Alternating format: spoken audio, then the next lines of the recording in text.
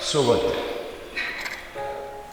vruće, vama u srca radost, ljubav, iskrena ljubav koju gajite jedno treba drugom. Upravo to Bog kaže, da život koji nam je darovao, bude uvijek radosti, da smo puni ljubavi i da iz dana u dana kročimo u stazu života radosti. Što je to radost? Što je to ljubav?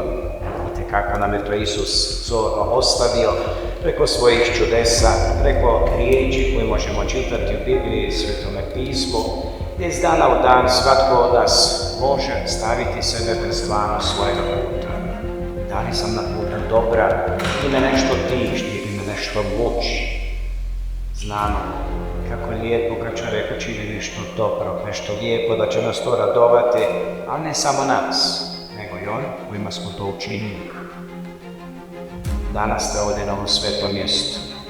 Sutra proslava naša župa posvetilo crkve, posvećenju ovoga mjesta.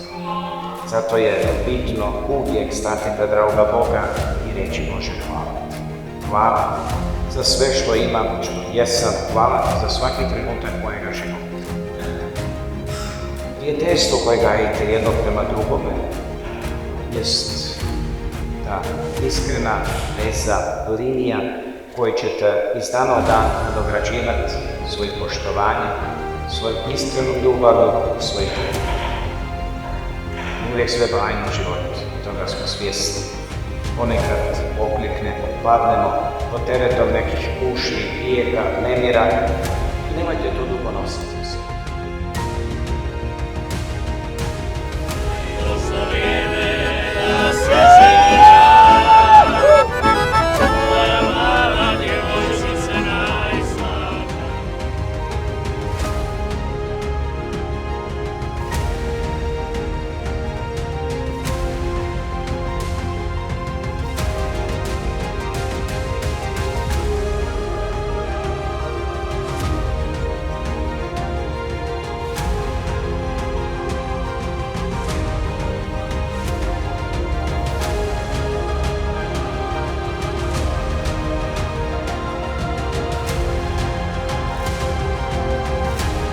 Maja i Antonija.